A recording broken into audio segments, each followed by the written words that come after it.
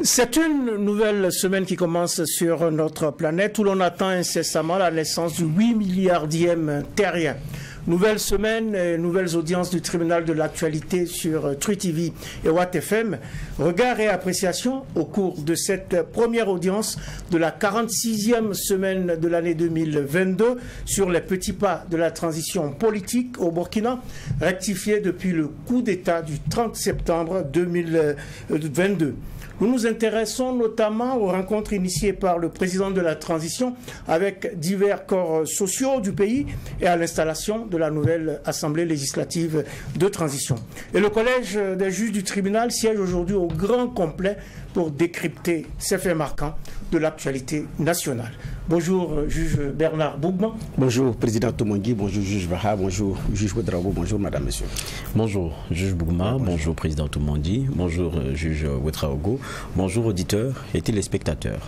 Président, bonjour. Juge Bougma, bonjour. Juge Vaha, bonjour. Mesdames et messieurs, bonjour. Bonjour à toutes, bonjour à tous et bienvenue à cette nouvelle audience du tribunal de l'actualité qui démarre à présent avec les avant-propos des juges.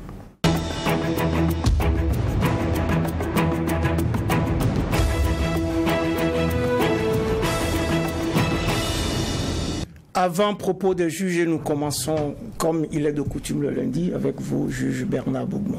Merci, président. Je voudrais en avant-propos encourager tous les Burkinabés. Le chef de l'État a rencontré les entités, c'est un sujet qui est enrôlé, mais c'était aussi un devoir pour lui de dire ce qu'il y a. Donc ce que je souhaite, parce que quand on a entendu un certain nombre de choses, ça fait frémir. Et donc si on ne s'arme pas de courage, d'espoir et de persévérance, alors ça va être très difficile.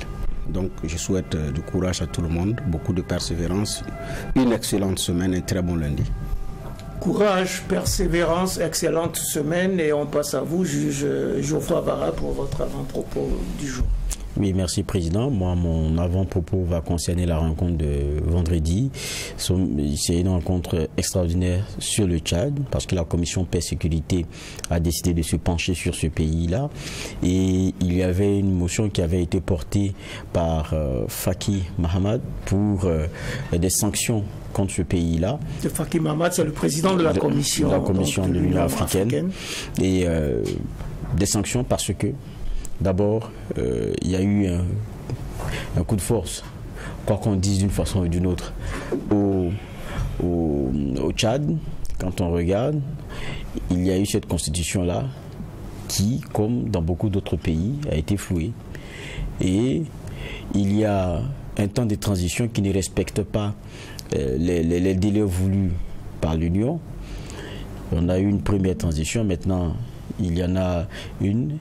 Et encore que il y a le dernier point, c'est que le président de cette transition-là peut candidater pour les élections qui viennent après. Donc, au regard de tout cela, le pays, logiquement, comme le Burkina Faso, comme le Mali, comme la Guinée, comme la Somalie, devrait être sous le coup de sanctions.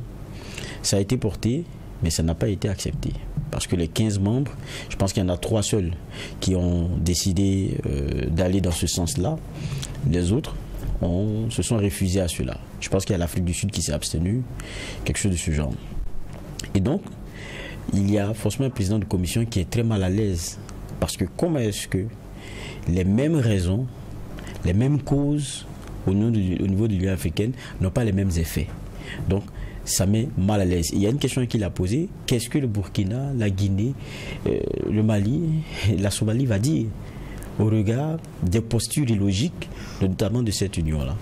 Donc c'est une union qui est en train de perdre le peu de crédit qui lui reste. Et je dis encore que sur le cas tchadien, il y a beaucoup de choses qu'on ne comprend pas. C'est vrai qu'on parle d'un lobbying derrière. Certains pointent du doigt la France qui a mis pression sur certaines diplomaties pour que il y ait cette largesse à l'endroit du président de transition tchadien. Mais quand on regarde, on n'arrive pas à se l'expliquer. Et encore que vous vous rappelez que la CEAC avait aussi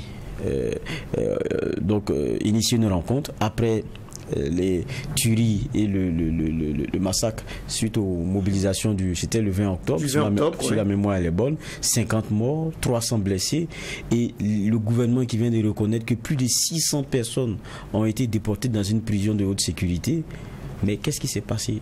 Ils ont juste désigné un facilitateur dans la crise qui est Tshisekedi, et quelques semaines après, c'est Succès Masra qui a obligé, et selon certaines indiscrétions, avec comment dire cela, la contribution de certains chefs d'État, qu'il y ait un couloir qui lui soit fait pour fuir le pays. Et ces hommes sont en train d'être pourchassés dans le pays. C'est ça la réalité aujourd'hui. Ils n'ont pas, je parle des gens de la transition, ils n'ont pas été inquiétés pour avoir tué leurs concitoyens, pour en avoir blessé, pour en avoir déporté en centaines. Et ils sont là, aucune sanction. Maintenant, qu'est-ce que nos chefs d'État sont en termes de crédibilité quand on regarde? Quand on parle de l'Union africaine, on parle de ces autres regroupements sur le continent. C'est eux qui prennent les décisions, c'est eux qui statuent sur ce qui devrait être. Ils ne sont pas logiques avec eux-mêmes, ils n'aiment pas leur peuple. Quand on regarde la façon dont ils se comportent, ils n'ont pas envie de donner l'exemple et le bon exemple. Et ça, c'est décevant. C'est décevant, dit juge Geoffroy Vara, c'est effectivement décevant. Il va falloir donc que les choses évoluent de ce côté-là. On attendra encore de voir ce qui va se passer au niveau du Tchad. Juge Inoussa Ouedraogo, quel est votre avant-propos? Merci, Président. Je voudrais ce matin rendre hommage à un colonel de l'armée burkinabé, Denis Auguste Barry, qui a été anciennement ministre en charge de la sécurité sous la transition en 2015. Et il a été nommé expert indépendant chargé de la coordination du pilier sécurité dans le cadre du panel indépendant de haut niveau sur la sécurité et le développement au Sahel. C'est une initiative à la fois de l'Union africaine, de la CEDEAO, de l'ONU, du G5 Sahel. Quand on sait que c'est un colonel connu du peuple burkinabé qui a apporté sa contribution à la sécurisation du pays sous la transition et que beaucoup de Burkinabés ont toujours réclamé afin donc qu'il puisse apporter sa contribution à la sécurisation du Burkina. Et puis un beau matin on se lève, on apprend qu'il a été appelé à un niveau beaucoup plus élevé pour gérer la sécurité de façon globale en tant qu'expert dans la sous-région et dans le Sahel notamment. Ça fait du baume au cœur et ça montre qu'on a l'expertise nécessaire, et c'est en même temps une occasion pour moi de lancer un appel à ceux qui dirigent afin donc qu'ils puissent regarder de plus près ces expertises que nous avons dans nos pays qui malheureusement du fait de certaines guéguerres, du fait de certaines considérations politiques ne les utilisent pas suffisamment. Nous avons des experts de qualité et je voudrais dire bravo, bon courage et bonne mission au colonel Auguste Denis Barry. Nous avons des experts de qualité, il ne faut pas l'oublier, et dans tous les domaines, il va falloir donc se reposer sur cette expertise pour avancer dans plusieurs domaines. Alors, mesdames, mesdemoiselles et messieurs, c'est la première audience du tribunal de l'actualité pour cette semaine sur la télévision interactive True TV et en simultané sur Radio Watt FM. C'est 100.7 en modulation de fréquence. Nous abordons aujourd'hui, je l'ai dit en début d'émission, la situation nationale et notamment les petits pas de la transition avec le Collège des juges. Petits pas tout d'abord, Bernard Bougma, avec ses rencontres initiées par le chef de l'État en direction de certaines couches du pays. Oui, c'est la tradition au Burkina. Quand vous arrivez au pouvoir, il y a toutes ces consultations, il y a tous ces rendez-vous, il y a ces visites. Peut-être qu'après cela, il va rendre visite également aux têtes couronnées. Je parle des autorités coutumières religieuses, parce que bon, c'est le rituel qui n'est pas dans le dispositif républicain, mais bon, voilà. La réalité aussi, c'est que vous ne pouvez pas gouverner sans consultation.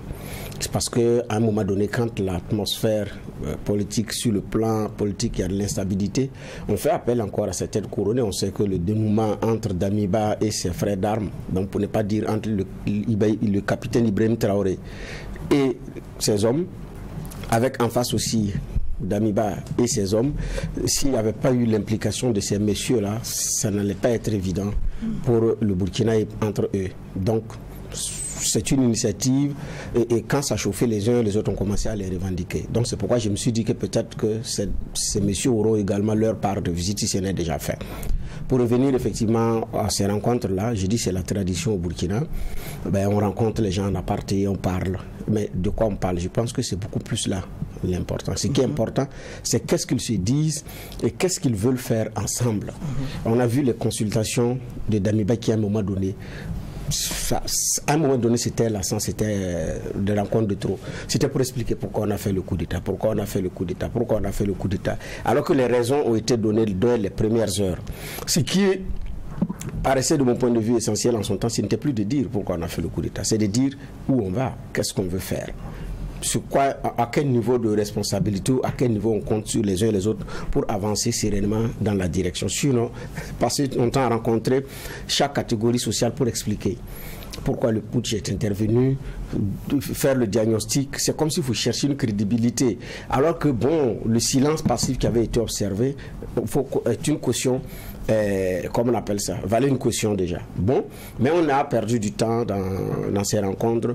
Mais quand je dis perdre du temps, ce n'est pas que la rencontre n'était pas nécessaire. C'est à la fin, quels sont les fruits de ces rencontres? Qu'est-ce qui sort de ces rencontres? Alors ici, le capitaine Ibrahim Traoré semble avoir ciblé son discours et aussi le public à qui il s'adresse. Exactement. Donc il a rencontré les forces de défense et de sécurité. Tout à fait. Avec différentes composantes. Il a rencontré les organisations de la société civile et les partis politiques. Il a rencontré la presse avec un discours quand même assez ferme qui donne un discours de vérité, disons. Oui, justement. C'est la différence. D'abord, avec les partis politiques, il les a mis dans le même lot. Partis politiques et organisations de la société civile ensemble. Parce que d'ailleurs, entre les deux entités, il n'y a qu'un pas à franchir. Et il y en a qui ont vraiment fait la démarcation de s'investir société civile, mais d'autres, il n'y a qu'un pas à franchir. D'autres, c'est d'ailleurs des bébés des partis politiques, ça c'est connu. Et donc, les mettre dans la même salle, je pense que c'est la même chose. Et comme on appelle ça, c'est mieux pour gagner en temps et en énergie. Parce que qu'il soit de la vie politico-politicienne ou qu'il soit des organisations de la société civile défendant un idéal dans le domaine de l'environnement, dans le domaine des droits de l'homme, dans le domaine de l'enfance ou quoi que ce soit, ce sont des activités. C'est une façon politique de faire, c'est une autre continuation de la vie politique. Voilà, même si monsieur ou madame ne se réclame pas d'un parti politique, ne possède pas la carte et tout et tout. Donc, les mettre ensemble, je pense que c'était bien. Maintenant ici, les participants vous disent, il y a un discours de vérité, il y a un discours de sincérité que nous avons, comme on appelle ça, entendu.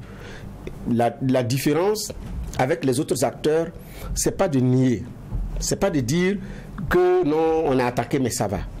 On a de la commande de matériel qui vient, donc ça va aller. Non, c'est de dire que nous sommes acculés et si on y prend garde, on va se réveiller un beau matin et les choses vont aller beaucoup plus graves. Donc je pense que le Burkinabé a besoin d'entendre ce discours de vérité, surtout pour ceux qui sont dans des zones qui ne sont pas à la fois sécuritaire et ceux aussi qui sont dans des zones où, comme l'a dit le Premier ministre Ouagadougou, c'est une enclave de paix dans un pays en guerre.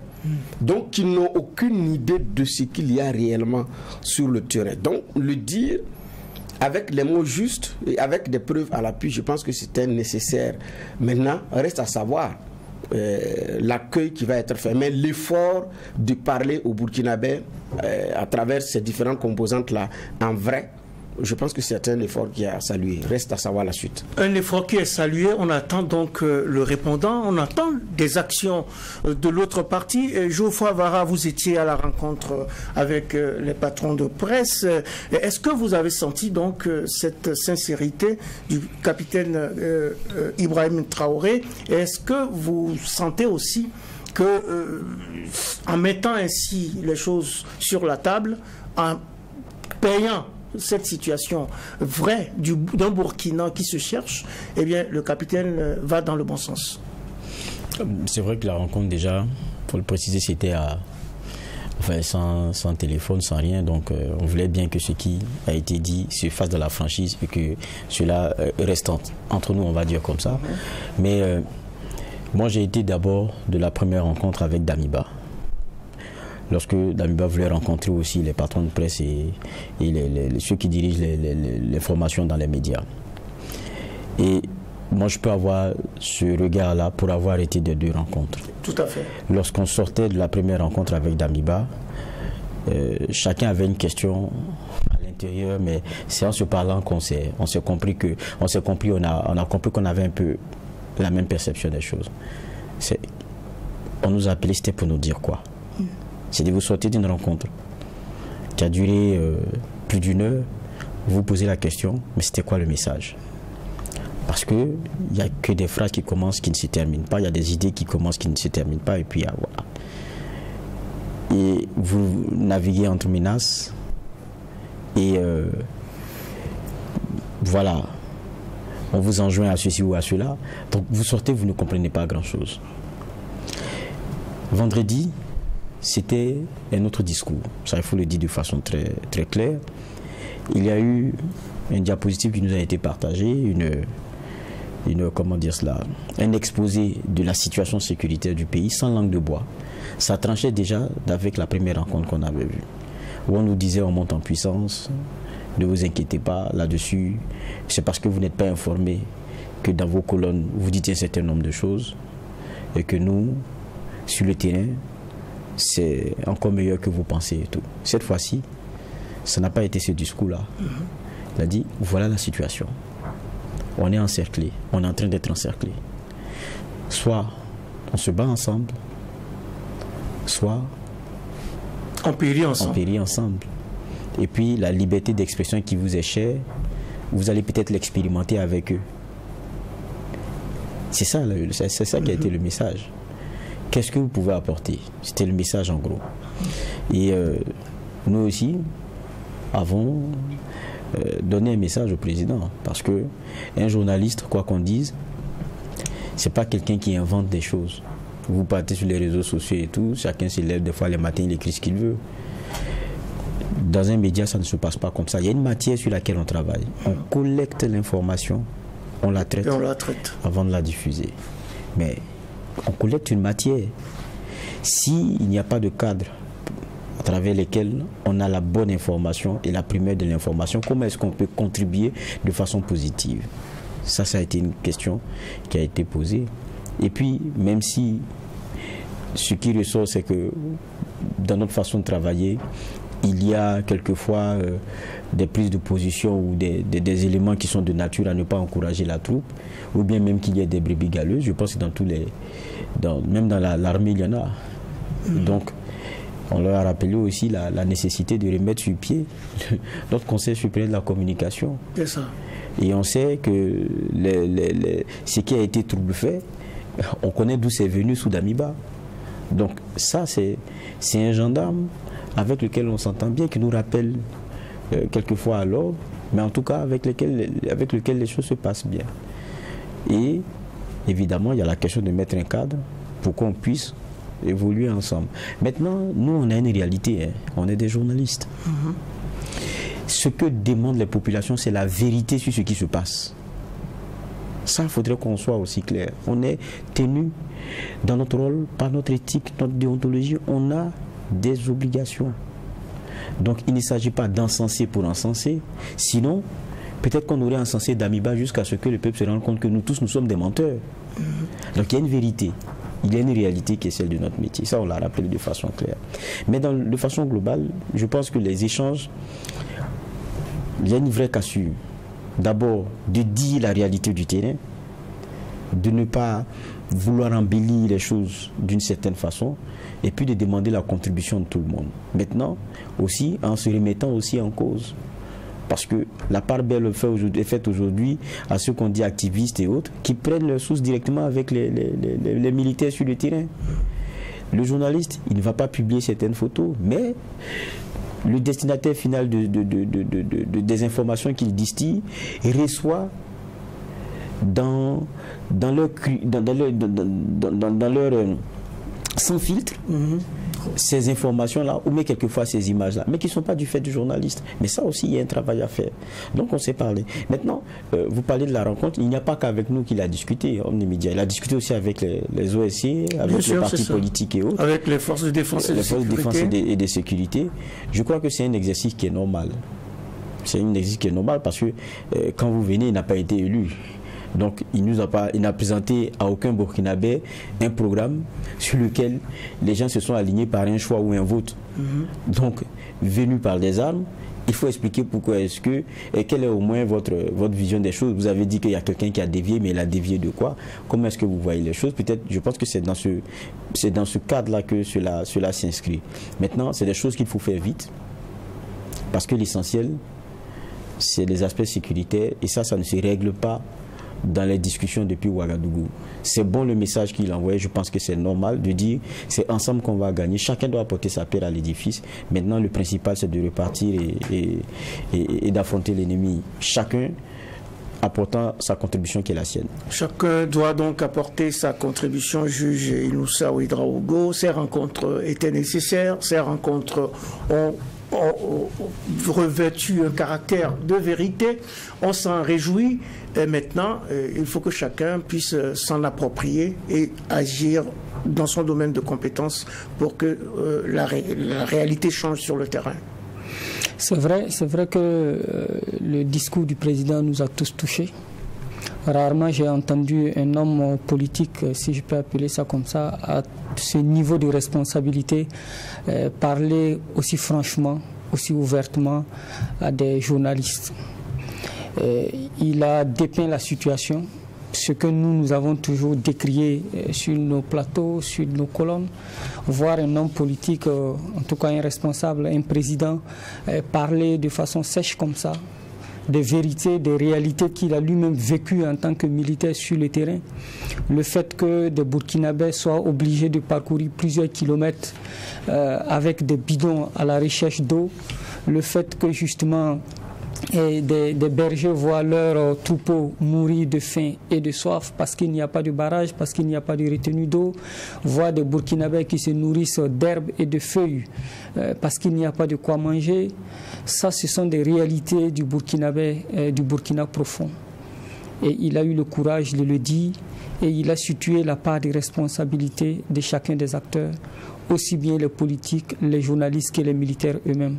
Et pour moi, c'est un courage à saluer.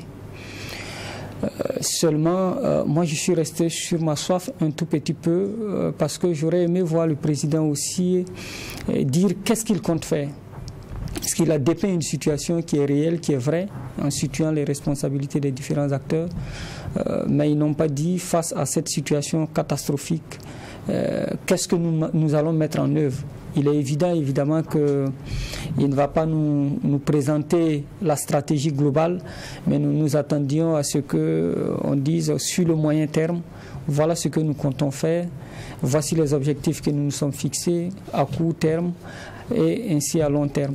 Et ça n'a pas été fait, mais j'espère qu'il y aura d'autres canaux, d'autres cadres de rencontres où on pourra effectivement discuter de ça, afin aussi que, au-delà des questions d'actualité que nous avons abordées avec lui, que nous puissions également dire ce que nous aussi nous attendons de l'armée, ce qui pourrait être notre contribution en tant que journaliste. Cela aidera les différents acteurs à regarder dans la même direction. Effectivement, il a indiqué que son objectif n'est pas que nous chantons les louanges de Ibrahima Traoré, mais de dire la vérité, la réalité. Et souvent, quand on le dit, ça peut blesser, mais la vérité, comme on le dit, ça rougit les yeux, ça ne les casse pas. Ça a l'avantage que chaque acteur sache à quoi s'en tenir et faire ce qu'il a à faire donc, pour que nous sortions de cette situation-là. J'espère véritablement que son discours a été entendu, aussi bien au niveau des acteurs politiques, les acteurs de la société civile, que les journalistes, mais aussi du peuple, parce que j'ai vu que le message a été diffusé sur plusieurs plateformes. C'est une bonne chose.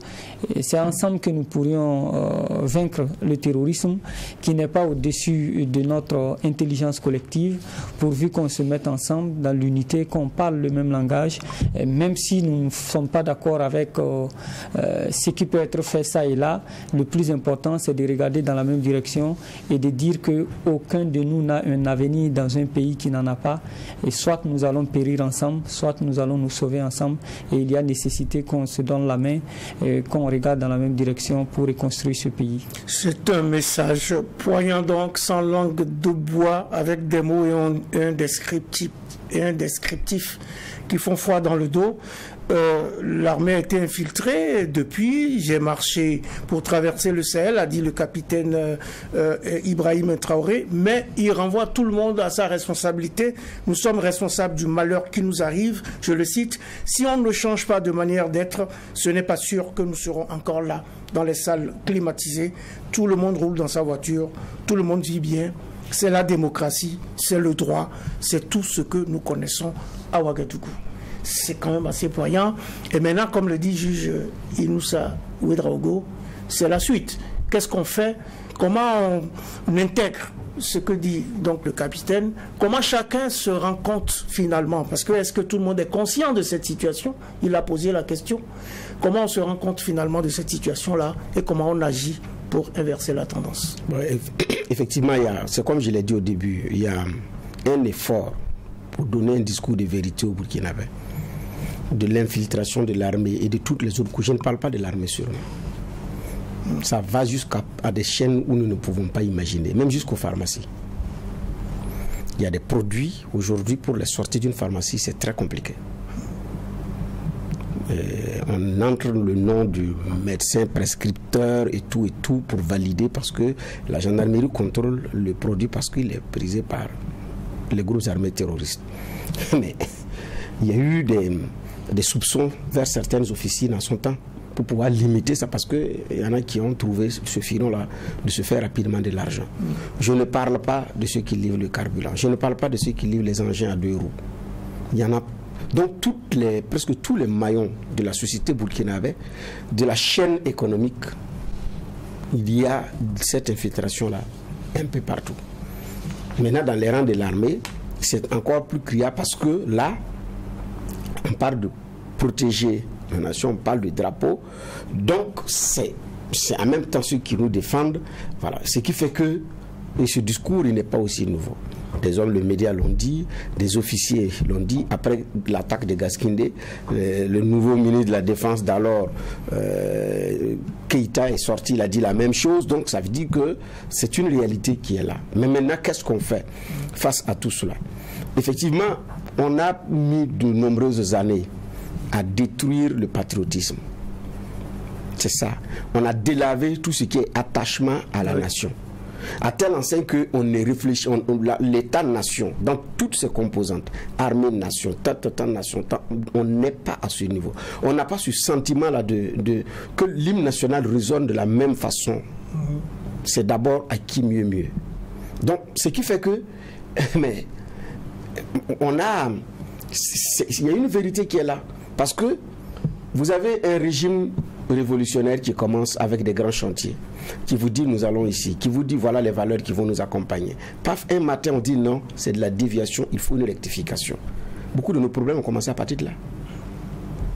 Vous prenez les indicateurs de développement, beaucoup ont viré au rouge à partir de ce moment. Parce que cette rectification nous a fait déchanter. Vous parlez de la rectification de 1987 ? De 1987.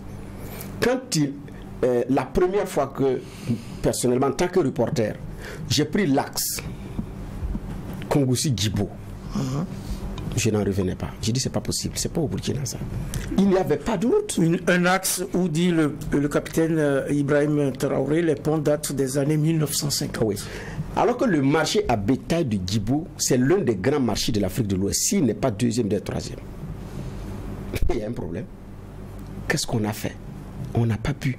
À Ouagadougou, trouver que certaines artères n'ont pas le macadam, c'est pas possible, c'est inimaginable.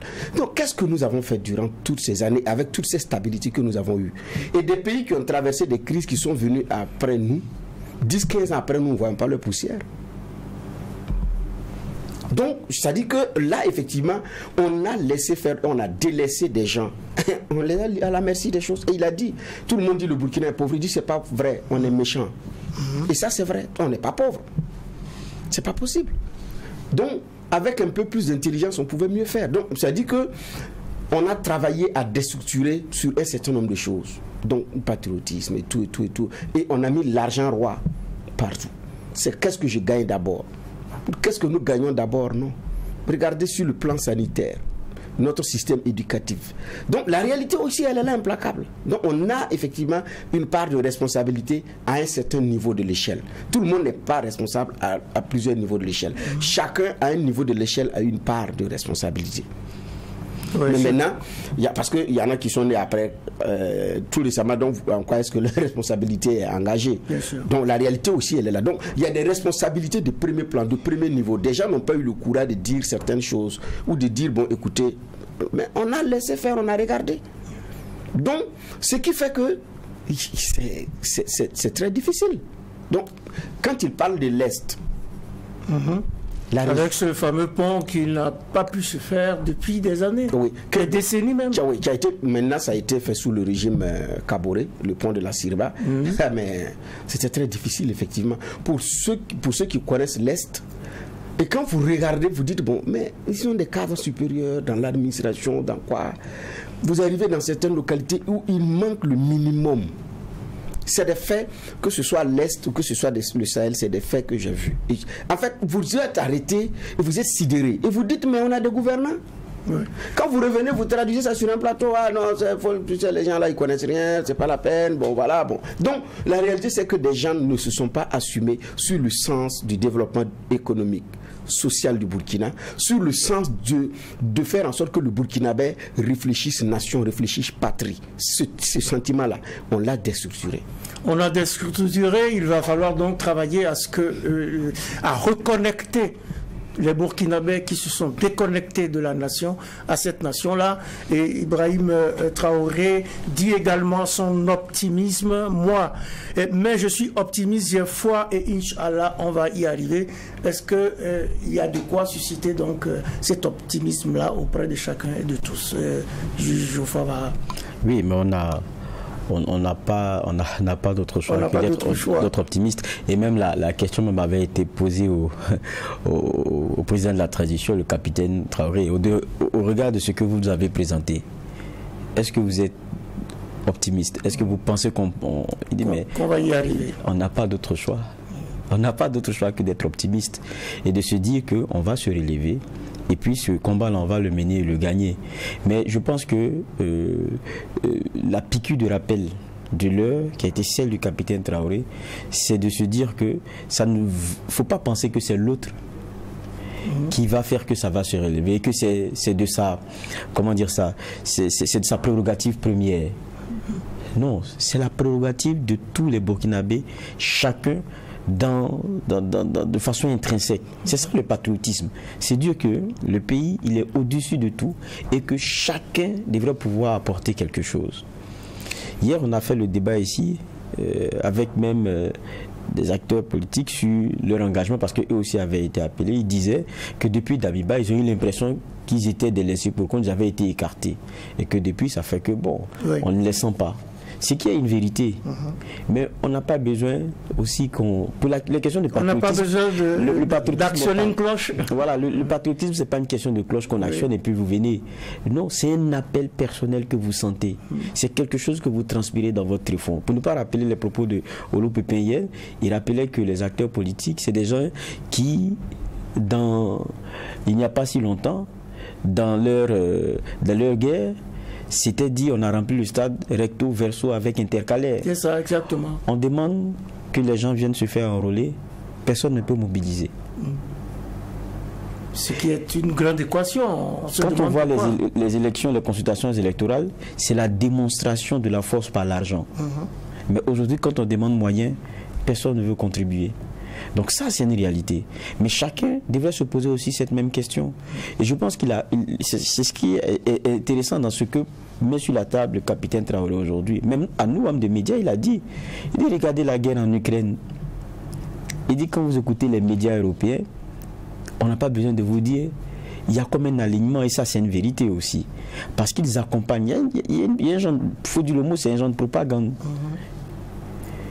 Il dit, ce qu'il nous demande, ce n'est pas de faire ses éloges, mais c'est de se poser les bonnes questions.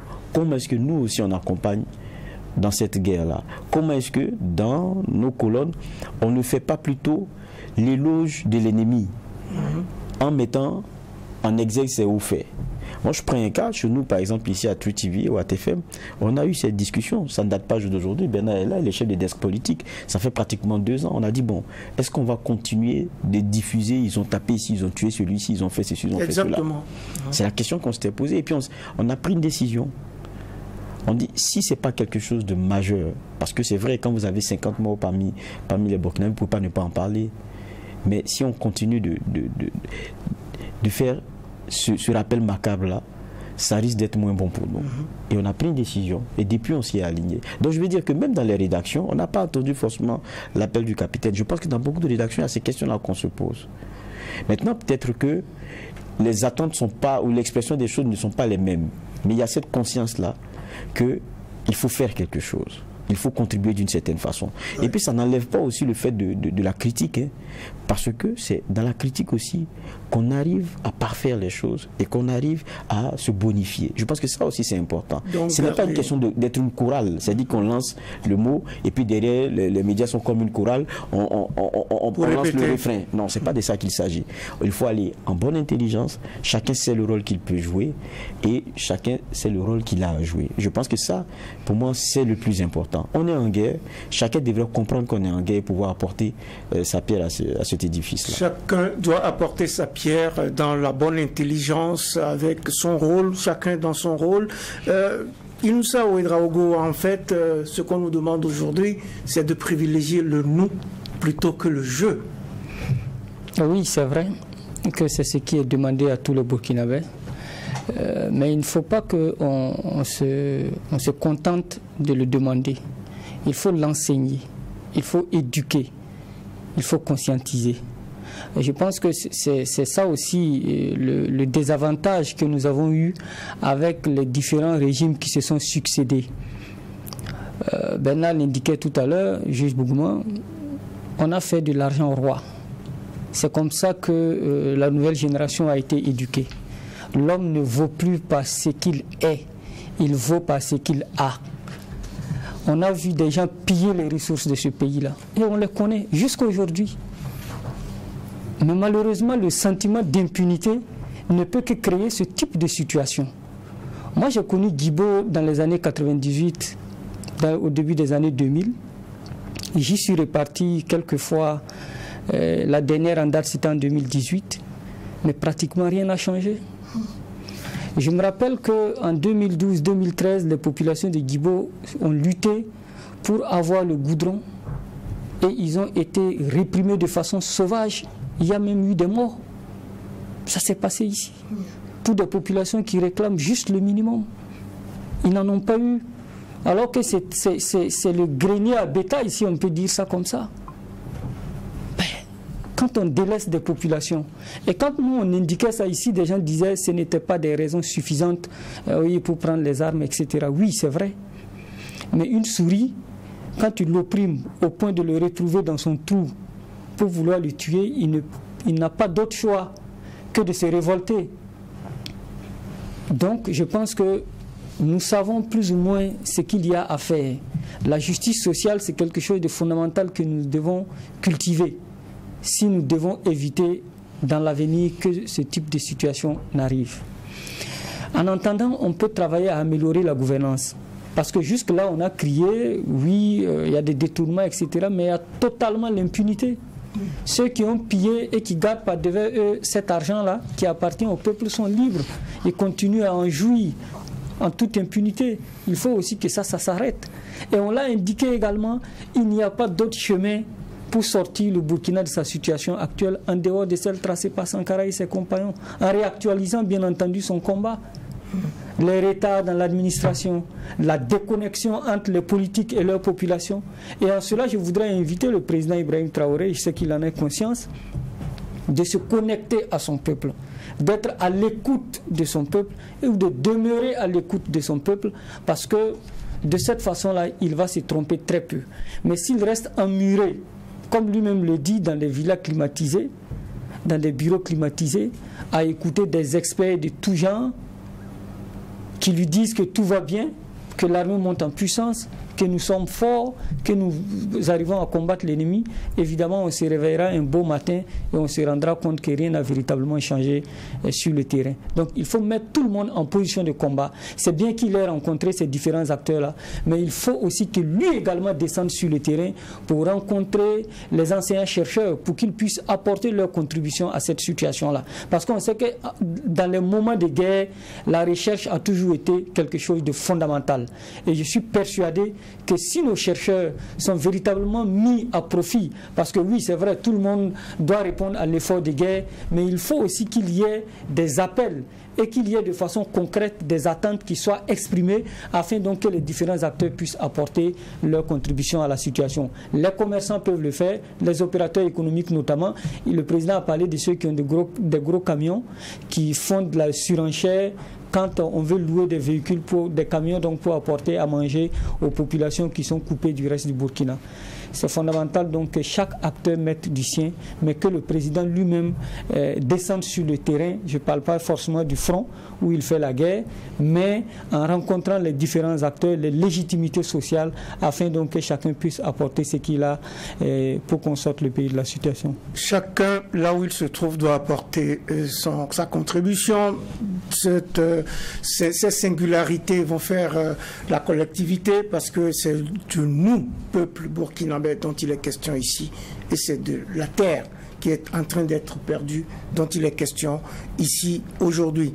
Et pendant ce temps, évidemment, à l'Assemblée nationale, à l'Assemblée législative de transition, tout est en place, disons. Un président a été élu, les mandats ont été validés, à quelques exceptions près. Alors, les institutions sont en place, Bernard Bougman. Oui, il reste le règlement intérieur à sortir pour élire également les autres qui accompagnent, parce qu'il y a un bureau, oui. Voilà, il y a les vice-présidents, les questeurs et tout pour pouvoir compléter, puis bon, commencer le boulot comme il se doit. Donc maintenant, pour une assemblée législative de transition, quelle est sa mission première? Le président dit que il va légiférer autrement en tenant compte de la vie du peuple. Moi, j'attends bien de savoir le mode opératoire de... Il a précisé dans son discours, en tenant compte donc les opinions, en prenant réellement en compte les opinions du peuple. Nous essayerons de le faire dans le respect de nos lois et textes en vigueur, en exploitant au mieux les technologies de l'information et de la communication. Il s'agira de recueillir les contributions des populations à la base pour légiférer dans le sens de leurs besoins. Fin de citation. Oui, c'est ce que j'ai dit. J'attends de voir le mode opératoire par rapport à cette collecte des opinions des uns et des autres pour pouvoir voter des lois en phase avec nos réalités. Et donc, alors que certains éléments ne dépendent pas du législatif, ça dépend de l'exécutif. On a eu plusieurs rapports d'enquête parlementaire. Le levier a actionné, le législatif a fini son boulot, il a contrôlé, il a dit voilà. Mais il reste à l'exécutif d'actionner l'exécution, ça n'a pas été fait. D'agir, oui. Oui, regardez sur le foncier, il y a combien d'espaces verts à Ouagadougou qui sont illégalement occupés. Il y a même des établissements financiers, religieux et autres qui sont sur ces établissements-là, qui sont sur ces espaces. Ça n'a pas bougé. Mais ça, c'est le boulot de l'exécutif. Vous lui donnez un délai un matin, ce n'est pas réglé, bon, et puis il y a une bulle qui vient faire son travail. Donc, l'Assemblée va légiférer, mais si le bras exécutif, à un moment donné, n'assume pas, on ne va pas bouger. Ce n'est pas qu'on n'aura pas de belles lois, ce n'est pas qu'on n'aura pas de beaux textes, non. Maintenant, c'est aussi d'être réaliste. Quand je regarde la composition, on a vidé entre griffes le politique du Parlement. Alors que le Parlement, c'est le haut lieu du débat politique. Si vous videz le politique du Parlement, le débat se passe dans la rue. Donc, la réalité aussi, elle est là implacable. Donc, ce qui fait que on a l'option, c'est de dire c'est les politiques qui nous ont créé les problèmes, autant que faire, tant qu'on pourra, il faut les tenir à l'écart. Non, ils ont une responsabilité à assumer.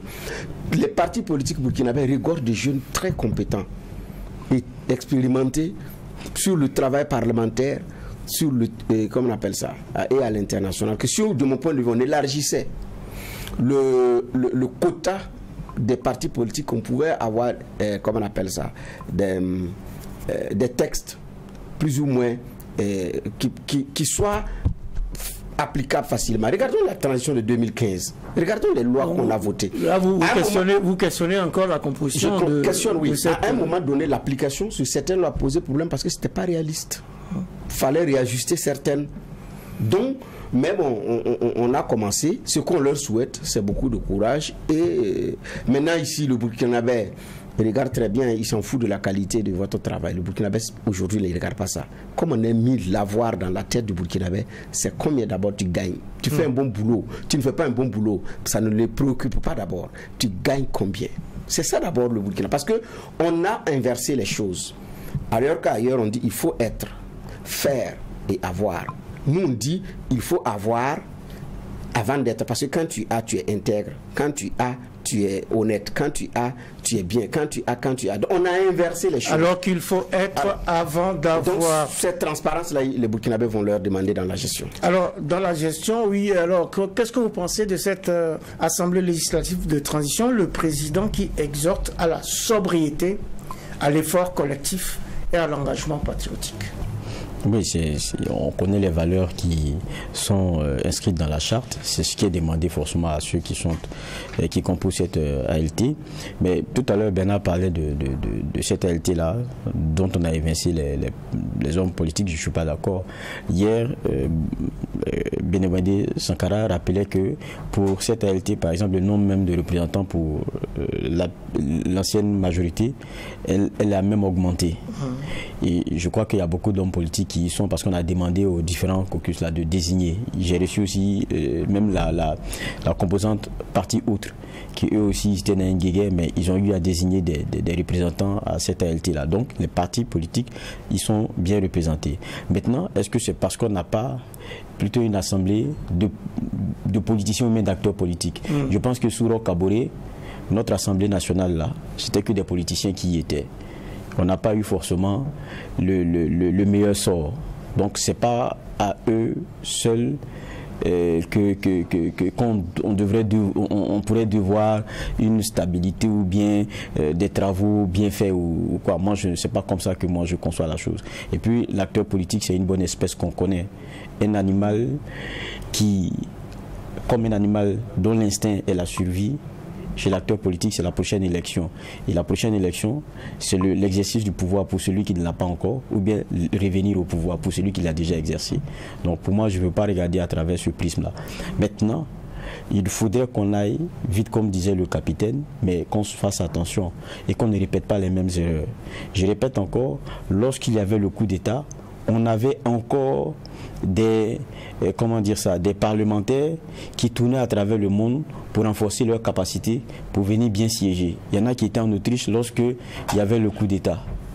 Donc s'il faut se remettre encore dans ce contexte-là, je pense que ça ne va pas aller. Il faudrait que ceux qui ont été appelés, qui ont été désignés, comprennent qu'il y a un travail à faire, il faut aller vite. On est en fin d'année, il y a un budget sur lequel il faut travailler très vite parce que dans le budget transparaît sa volonté, sa vision et son dessein. Donc, tant qu'on va continuer peut-être à travailler avec la vision, le dessein et celui de celui qu'on a tombé, on a fait tomber, ça veut dire que jusqu'à présent, on n'a pas encore compris grand-chose. Il y a un travail qu'ils doivent abattre. Il faut aller vite, il faut prendre conscience de ce que les Burkinabés ont des priorités. C'est la question sécuritaire. Le reste, ça n'est que subsidiaire. Et il faut éviter les bagarres des chiffonniers là parce que ça, on n'en a plus besoin. Il faut éviter les bagarres de chiffonniers, dit juge Geoffroy Vara. J'espère que, je suis sûr d'ailleurs, que vous pensez la même chose. Une assemblée donc est installée. Bien entendu, il reste des réglages à faire. On attend de cette assemblée qu'elle aussi, elle soit au charbon de la lutte contre l'insécurité et contre le terrorisme, afin que ces inégalités de développement puissent être réglées d'ici à là. En tout cas, qu'on ait un début de solution à tout cela afin qu'on gagne cette guerre. C'est vrai que on attend beaucoup d'eux. Les Burkinabés, j'en fais partie en tout cas de ceux qui ont indiqué que ce n'était pas nécessaire parce qu'on pouvait réorienter le budget ailleurs. Ils ont été installés, on leur dit beaucoup de courage et on les félicite également, parce que quoi qu'on dise, c'est une promotion. Ils sont appelés donc à représenter les Burkinabés, donc à contrôler aussi l'action gouvernementale, et à consentir l'impôt et à contrôler, et je vais dire à voter donc les lois qui vont dans le sens de l'intérêt de nos populations. Et ça, s'ils l'ont compris véritablement dans ce sens, c'est déjà une bonne chose. Il faut qu'ils jouent leur rôle à fond, parce que beaucoup attendent d'eux. Qu'il y ait des lois originaux, des lois innovantes, mais aussi surtout qu'ils comprennent, comme l'avait dit Jerry Rawlings lorsqu'il a rendu visite au Burkina dans les années 95-96, il avait dit aux députés que chaque fois qu'ils tirent les chasses d'eau après avoir utilisé les toilettes, ils doivent comprendre qu'il y a des millions de Burkinabés qui n'ont pas accès à l'eau potable. Et c'est valable encore aujourd'hui. Et je pense que nos députés à l'ALT doivent comprendre cela, qui ne sont pas là pour se faire de l'argent. On ne veut plus entendre qu'au-delà de ce qu'ils perçoivent, il y a 2 millions quelque part qu'on prend chaque trimestre, etc. Les rapports du Burkinabé à l'argent sont assez spécifiques et ils doivent en tenir compte. Au-delà de ça, s'ils sont toujours à l'écoute des Burkinabés, s'ils tirent leçon de l'ALT 1, je pense qu'ils pourront apporter modestement leur contribution au renforcement de la démocratie et surtout à la question sécuritaire qui est prégnante en ce moment. Il faut que chacun y travaille. En tout cas, on verra à l'œuvre cette assemblée législative de transition. On verra si les mots du président de cette assemblée législative de transition seront traduits dans les faits et dans les gestes. Effort collectif, sobriété, engagement patriotique. Eh bien, c'est la fin de cette audience, la première de la semaine du tribunal de l'actualité, qui a porté son regard sur les petits pas de la transition rectifiée. Merci au juge, au collège des juges. Donc, merci à juge Bernard Bougman. Merci. Merci juge Geoffroy Vara. Merci. Merci juge Inoussa Ouedraogo. Merci. Merci aux équipes techniques de réalisation ainsi qu'à vous tous, auditeurs et auditrices de Watt FM, téléspectateurs et téléspectatrices de True TV, pour votre attention et pour votre fidélité. Votre émission Le Tribunal de l'actualité est rediffusée chaque soir à partir de 21h30 temps universel sur True TV, 22h et 5h temps universel sur Watt FM. Mais revient pour une nouvelle audience en direct demain matin à partir de 8h temps universel avec un maillet toujours aussi juste, incisif et sans complaisance.